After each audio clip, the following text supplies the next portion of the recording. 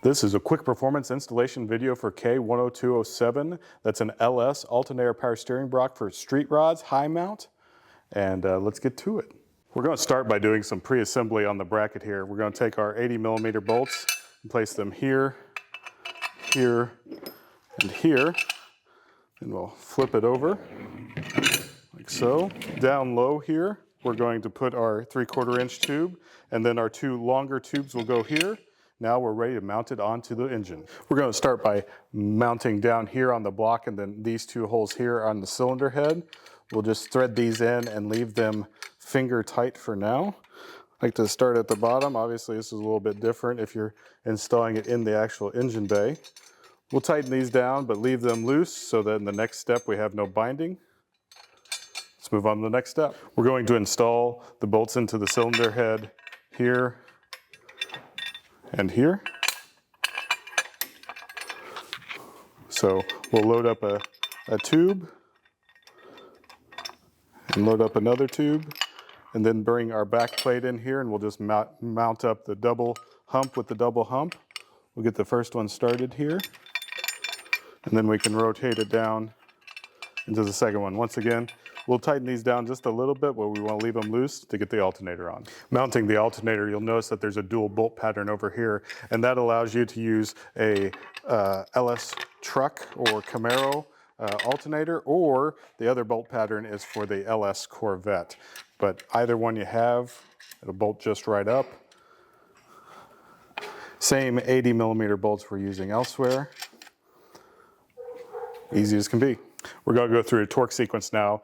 Starting at the bottom, these are 10mm bolts, so we're going to do 37 foot-pounds, and we'll just work our way up.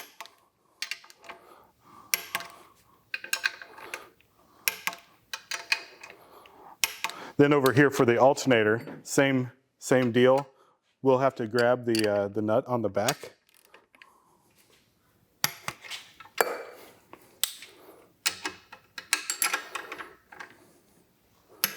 All right, let's move on to the idler. In the kit, we've included two different idlers. One is a smooth pulley and one is a grooved. Now, if you're doing this without the AC compressor over here, you'll use the smooth pulley down here. On this installation, we are going to be doing the AC, so we'll take our 12mm bolt and slide it in from behind. And then we have an idler mount. Put on our idler, and then our 12mm nut. Now we do want you to put the bolt in from behind because this is a flange nut right here. It puts a nice seat onto the bearing and won't gouge it or damage it. This is a 12mm bolt. We're going to torque that to 50 foot-pounds. We're going to install the power steering pump now. This is a Type 2 power steering pump.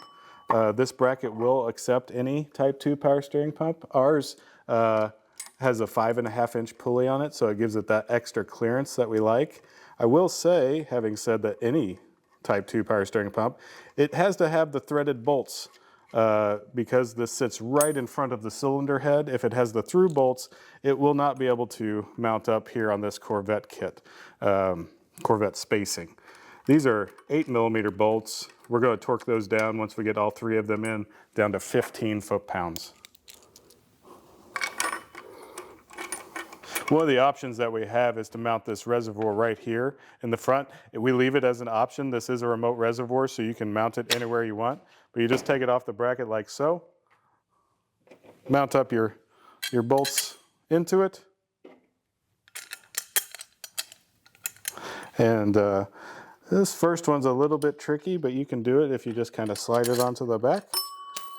And obviously drop your bolt there on the camera.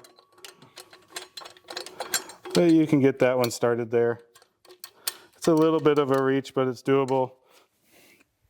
These are also 10mm bolts, so when we get this on here, we're going to torque these down to 37 foot-pounds. Obviously not as critical because it's not actually holding the bracket on, but after that, you just have your reservoir, snaps on just like that, and the feed hose will come right through here and go down to there. If you are just doing the alternator and power steering with the stock tensioner over here, this is going to be your belt routing. You're going to just wrap it around there as you see here and drop it down. 15mm on the tensioner. We do like to run a bit of a tight belt. That way, as it stretches over time and seats down into the grooves, effectively all making it longer, you're going to have a belt that's still running where it needs to be. Now, the most important thing is we do a good job with the belt recommendation, but I do want you to check out these tensioner marks here. Let's take a look at that. You'll notice here there's 3 marks on this LS tensioner, 2 close together and 1 far apart. We would like this to be somewhere between the 2 that are close together. It is okay if it's a little more in here, but you are starting to get more on the loose side. This is going to be the most important thing to check so that you have a good experience. All right, we're ready to install the belt here. So if you have a 7-groove compressor, it's going to go in the rear 6 grooves. And if you have an 8-groove compressor, it's going to go in the middle 6 grooves. So what we've done here, I'm using the LS3 water pump. We come across the top to the alternator, and then we actually drop down like this here so that we don't trap the water pump there. If you're using the LS1 or the LS2 water pump, that will be something that you have to consider, the fact that in order to change the belt, you have to take the radiator off. So we'll just slide it on there, make sure we're down in the grooves everywhere. And now we're going to take a look at our tensioner marks. Now, it's a little bit difficult to see on this kit, but there's actually some tensioner marks right here. What we're looking for is this to be a little bit on the tight side so that when this belt sits down into these grooves and over time stretches just a little bit, it's not going to effectively become too loose. And so we want, even though we do a great job of recommending a belt length, there can be some discrepancies in manufacturing. And like I said, the most important thing is that this is more close to the end of its travel as far as being tight. That way you're going to have a good experience as we move forward.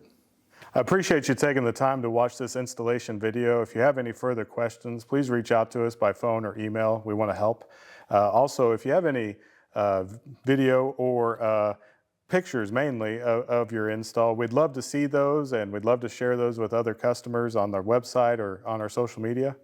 We'll see you out there.